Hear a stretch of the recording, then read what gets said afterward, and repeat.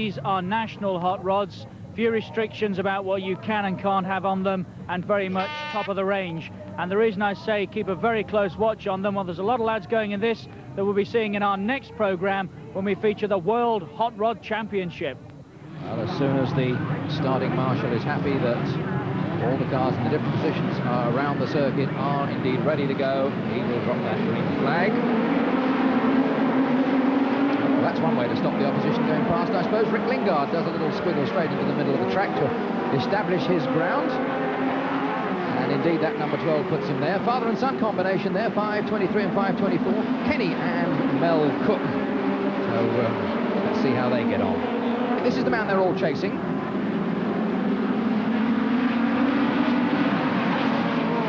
Very busy corner, as you can see. They come one after the other. Well, the one chance, of course, that the two Cooks may well get will come very shortly when the number 12 car comes up behind the fairly substantial group of back markers that lies ahead of him just there. Already that gap is beginning to slow a little. He's got George Polly right in front of the leader now in 3.06. Is in fact pulling off onto the centre green. And that's just slowed 12 down for a moment or two. And the gap has now indeed closed. Another back marker there, which means the advantage there was taken enormously. The gap closed like mad, and now really the pressure is on as Kenny Cook sits on that tail. I think, Nigel, the old filler saying for the old fortification there on Daddy Cook is definitely working there. He's sticking on the back of number 12 car, and I don't know, he won't definitely go around the outside.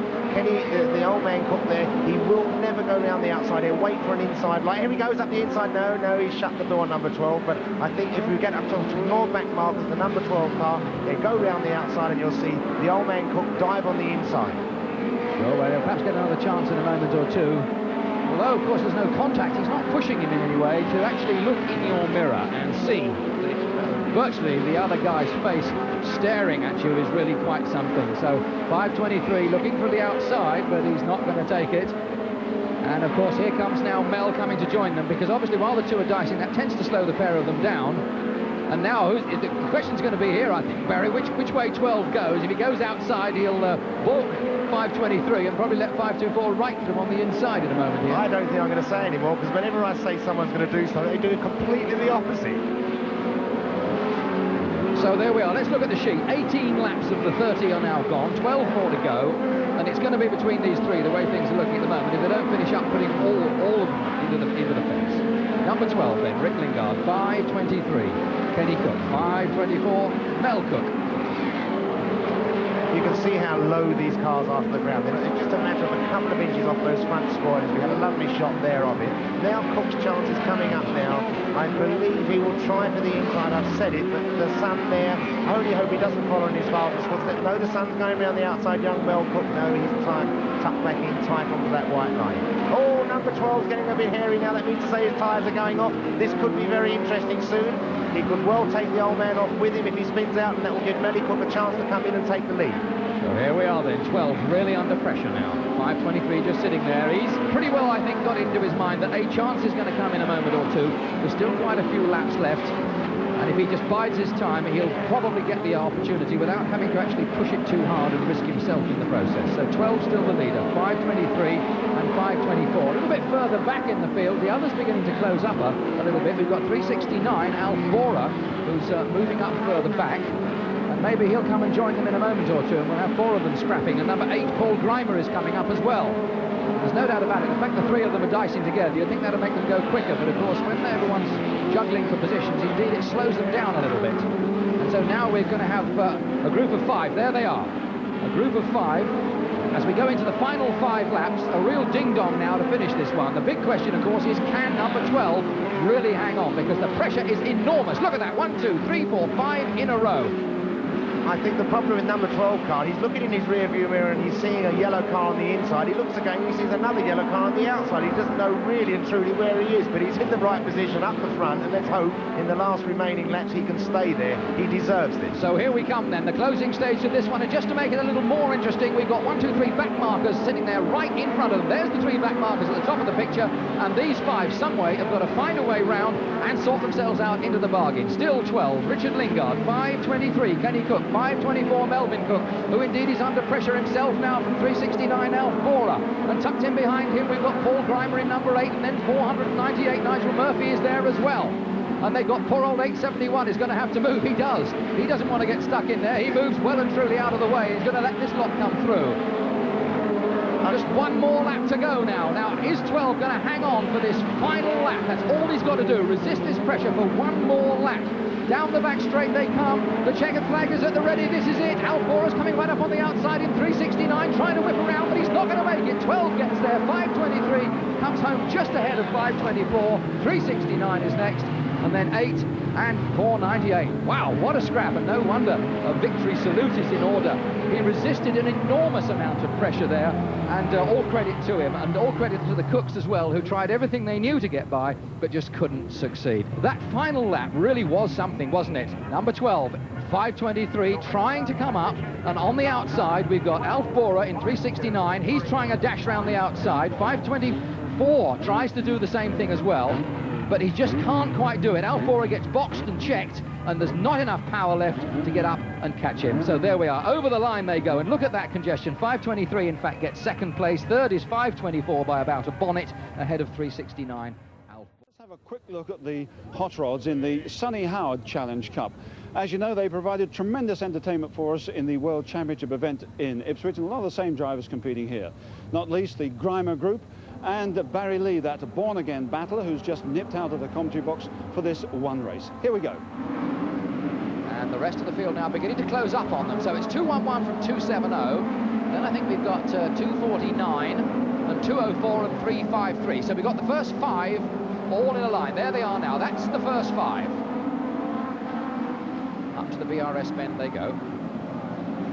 Down the other end, as you can see, there's still a lot of competition between those red and blue top drivers. Look at that. Barry Lee making a little more progress. In fact, he's further back while we've been we're just watching this back with the leaders now, but further back, Barry Lee, in fact, has now managed to break free of that group that he had and has managed to get right away from them now. That mass of cars was a real traffic jam, and Barry, by taking his tactics on the outside, in fact has now broken free and given himself some sort of a chance. Look at the sort of gap you see he's got there. Now look at that gap. He's now opened up within the space of only about 1.5 laps of that mass of cars that were really bunched together. So that's very good driving by Barry Lee, and he's given himself a chance now of maybe getting up on terms. He's within a quarter of a lap now of the leading group. And this is the leading group with 2.11 still Adrian Whittaker on the lead. 2.70, Albert White is still holding second place. There's the 5 and there's Barry. And you can see how that gap is very, very quickly closing. As we look at the lap sheet, we've got 20 laps gone, so there's 10 more still to go in this Sonny Howard Challenge Cup. So Barry Lee is definitely in with a chance. And he must realise that now, because he can begin to see quite easily the tail end of this little group. There they are going through, first and second. There they are, there's the first, there's the second, the third, fourth, fifth. Barry Lee's not far behind. And as you can see, he's in fact now right up behind the 353 car in the 5th place. And now he'll start to pick these off quite quickly, taking the inside line. And the less experienced drivers in front of him will tend to move over and let him through, rather than force him to go around the outside. So Barry Lee now coming to pick off the 204 car of Steve Dudman. Whoops. Perhaps 204 didn't intend to open the door. Barry thought he had, and that's why we had a little bit of contact as they went through. But he's through now, so that's one more place that Barry Lee has moved up. That's 1, 2, 3, 4th now for Barry Lee in 351. We're back with the leader. Still Adrian Whittaker. He's holding on very well, and that yellow top sitting on his tail hasn't been able to shift him, but now the pressure is really going to be on. We've got a white top at the front. There we are, there's the 4. Oh, in fact, the white goes. 2-1-1 as we speak. Adrian Whittaker goes out. I was about to say, we've there got the 4 grades of racing. In a 1, 2, 3, 4 situation, we had a white top leader, a yellow top second, a blue top third, and a star man in 4th place. But now that white top has gone, that leaves us with car number 270, the yellow grade driver Albert White from Grantham in the lead. 249, Stuart Morton from Scotland is in 2nd place, and 351 Barry Lee is 3rd. So it's England, Scotland, England is the way they run, and the rest of the field is beginning to close up a little behind the rest of them. 524 Mel Cook Meanwhile, back marker just moves out of the way to give them room to come through. So 2 more laps to go for 270 Albert White, and that's the gap ahead of these two who've got to scrap for this second place. Barry Lee on the outside and 2:49 the Scotsman on the inner. And Barry Lee's got to get past quickly if he's going to challenge that leader. But the Scotsman won't be easy to go by. And it's 353 John Hewitt from Norwich, who's now just coming to join in the picture as well. Down that back straight, but the Scotsman still got the advantage on the inside, and Barry on the outside, and John Hewitt tucking up behind him. But this man is clear. 2:70 Albert White coming off the final turn to take the championship. No question about that, but still the scrap for the rest of the places. And on the line, the Scotsman Stuart Morton gets second place in 2:49. 353 John Hewitt just manages to sneak the third place, and Barry Lee in 3:51 has to settle for fourth place after all.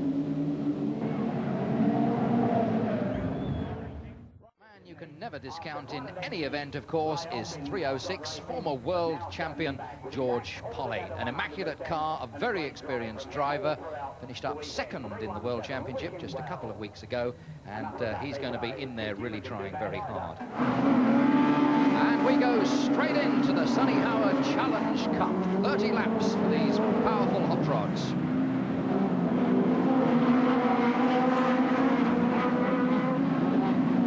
Into this bottom bend for the first time. The yellow-grey driver leads. That's car number 204 in the lead. Steve Dudman made the journey all the way up from Chichester down on the south coast. 270 is in second place. Albert White from down the road at Grantham. 170 is chasing him. Dave Thompson from Scunthorpe. And behind them comes 317. Bob Ludlam from Woking, right on form, and somebody who is really going to be in there very, very quickly indeed. I think we'll see the 317 car start to move up in a moment or two. So 204 is the leader, 270 is second, 170 is third, then 317, 694 and 599. That's the order, and on that picture there, the fourth car is 317 Bob Ludlam, the leader at the top right. That's the amount of distance Bob's got to make up to hit the front. Here's Bob's smart-looking car. Look at it, beautiful. Nice and low to the ground, handles well, and he knows how to drive it. An example, really, of one of the very smart hot rods we're seeing these days, Barry Lee. It's nice to see the hot rods. 90% of them now are very, very smart cars. It's a shame that the stewards in the box that put out the blue flag rules and things like this don't consider the amount of money that these cars now cost. Because when Bob's coming up behind the 170 car there, he's not challenging it too hard at the moment, but as soon as he does start nipping around the outside, because this is a non-contact form of sport, as you all know, the blue flag should be waved to make it quite easy for the 317 car there of Bob to be able to go by. But the people do not, the stewards do not use the blue flag when you're in first, second, third, fourth positions. So it's up to Bob. He's got to find the gaps, make his own chances. The blue flag tending to get used a little more when it's slower back markers being lapped. This time Bob's got to look for a gap and find a chance to go by. And of course it is difficult when you've got cars at fairly even speeds to find that little bit of extra to go by. So there we are. That's second, third and fourth places. Right out front, still well and truly clear on his own, is this car here, 204, Steve Dudman. And he's still got himself here about 40 yards over ahead of the others. 306 further back, George Polly is beginning to move up. Let's see, in fact, how far back down the field George is. Yes, he's somewhere about 8th or 9th place in the middle of all that traffic. He's got a lot to do. Can you see how George's car is bouncing up and down? Look, much more than anybody else's cars. That's a sister car of George's in front, Neil Facey's car, but George is up and down, bouncing like a little go-kart you race, because George prefers to run on this particular circuit with his car virtually solid. It's very skittish. The problem is when you do lose tyre adhesion, you can actually flick into the fence, but there is a man there that's got more experience than anybody put together, George Polly. So the lead car is still Steve Dudman in 204, all on his own side.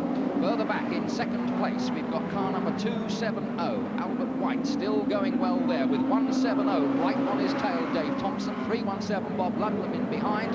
Right behind him comes car 471 of Steve Skidmore, and right behind him comes number 8, Paul Grimer from Sleaford, and George Polly in trouble.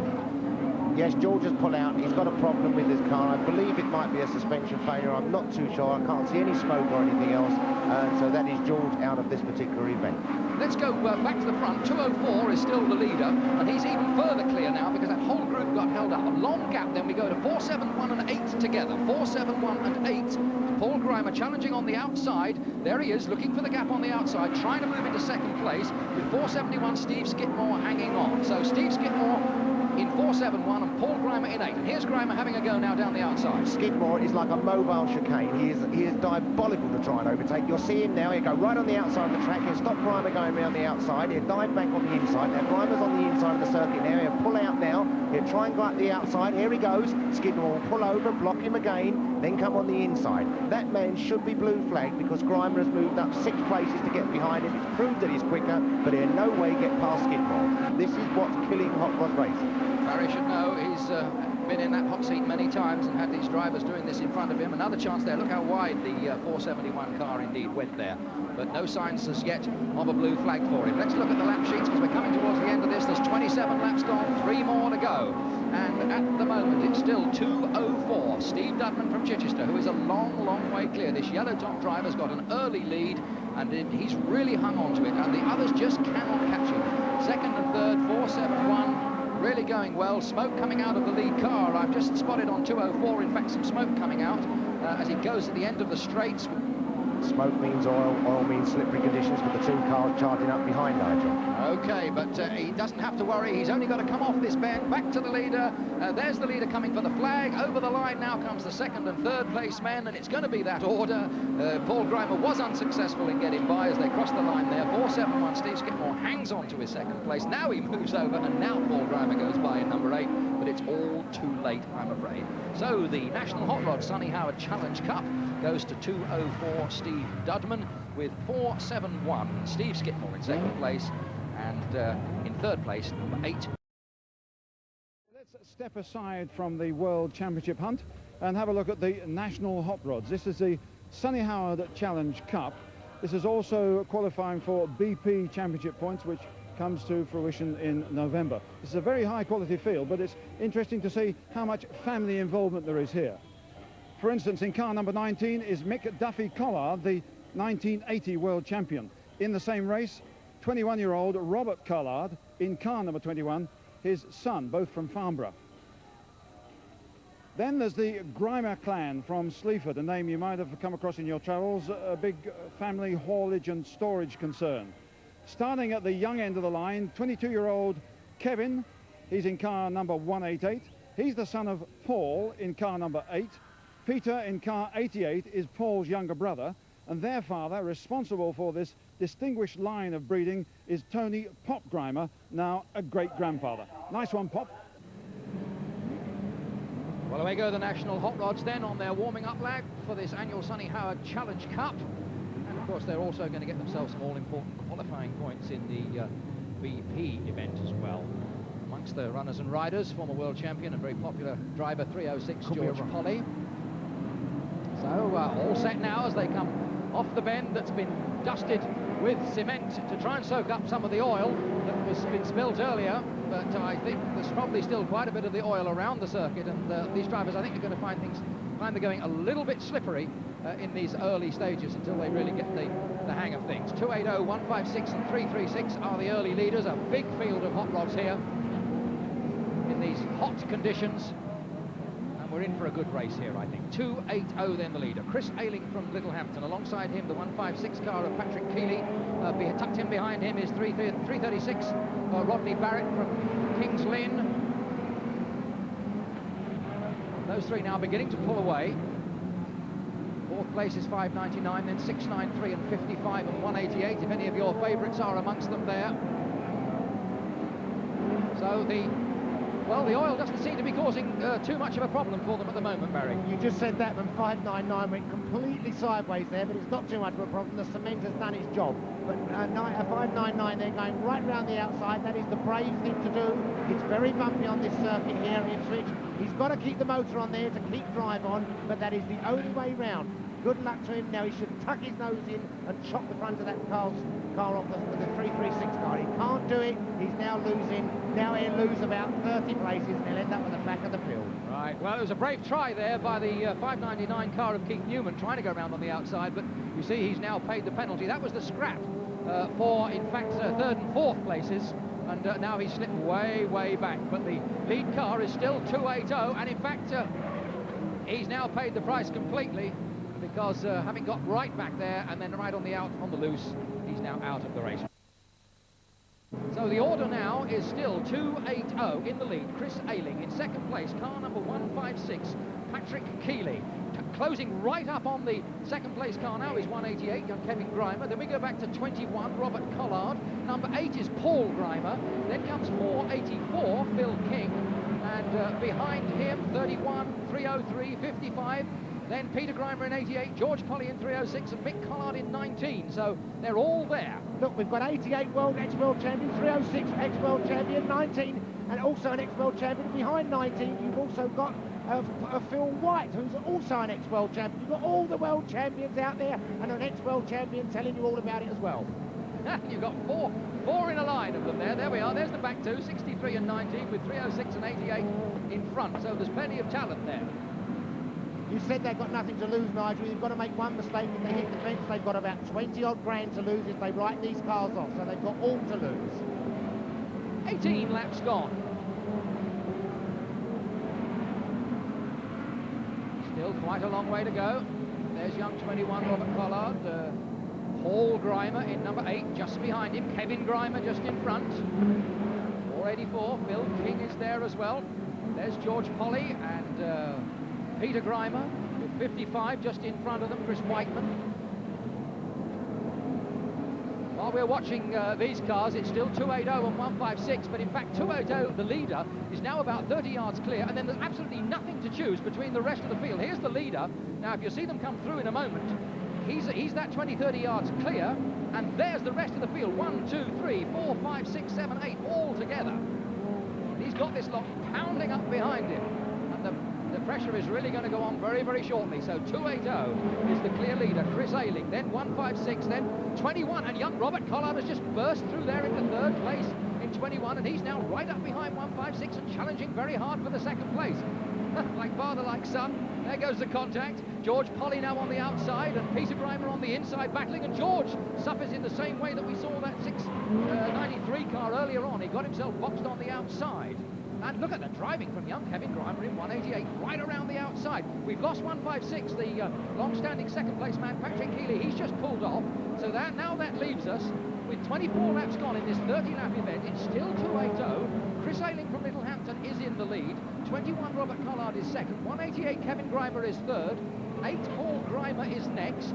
Then 484 Phil King. And then it's 31 Dick Hillard. Behind them come all those world champions all in a line. My money's on 21, young Robert Collard there. He's flying, actually. He's right up behind the 280 car now. So here we come. This is the big challenge for this lead then. It's going to be a real battle between these two, and there's plenty sitting right behind them to pick up the pieces if they make mistakes. 280 from 21 and 188. As we look at the lap sheets, we've got 3 more laps to go, and it's absolutely anybody's race. They're all in a line. 1, 2, 3, 4, 5, 6.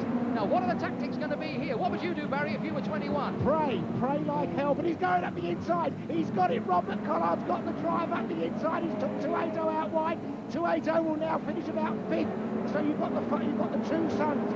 You've got Collard's son and Grimer's boy there. And they're going to battle it out now over these closing stages. It's going to be 188 and 21, but 21's definitely got the legs on him, no trouble at all. 21, 188, and then 8. And in fact, Paul Grimer, father and son together, 188 with his father sitting behind, acting a sort of shotgun on his rear. Number 8 is Paul Grimer, 188 is his son in front. The flag is at the ready. Over the line they're going to come now. It's 21, young Robert Collard, who takes the checkered flag, coming home in second place. A terrific drive from young Robert Collard. And then we've got number 188, Kevin Grimer. What a race that turned out to be. And here's where Robert Collard used all his skill and all his judgment to go by. Really up close, just looking for a gap, maybe a suggestion of a slight nudge, I'm not sure there, but what happened anyway didn't really matter because 280 went wide enough to open the door, and 21, Robert Collard, was through, and then there was no stopping him. But when the official verdict of the Sonny Howard Challenge Cup was announced, it wasn't quite what we expected. Robert Collard, who we thought had come in first, was in fact docked a place for pushing, according to the clerk of the course, so he dropped to second, and the race was awarded to 22-year-old Kevin Grimer. His dad, Paul Grimer, came in third. Phil King of the Sidcup was fourth. Dick Hillard of Wisbech was fifth, and good old George Polly was sixth. But what did they feel about that little dispute? Because of the oil on the track, it made the conditions very, very slippery, and racing at this speed, this sort of track with oil on it, is very hard not to make contact. Now, they've penalised me for pushing Kevin Grimer, which I think is totally out of order, because the amount of damage pushing that was done to me, I think it's only fair to call it fair spare. So I have to take up with the Clerk of the course, I believe. You will be you'll be appealing, obviously. Well, yes, it's you've only got to look at that car there. That is all my red paint on the front of that car. It just goes to prove racing's not always fair. Well, it was a bit rough. They come pushing and you get docked for pushing in our game, so I should say I'll get docked, I don't know. But Robert seems to think it was 6 of one, half a dozen of the other. Well, it could have been. There's a lot of oil around there from the other race, and it's hard work. Well, Mick, what's your version of events? Well, with 21 draw, I did push the 118 car, and he really gave him a bang, and by doing so, he did gain unfair advantage.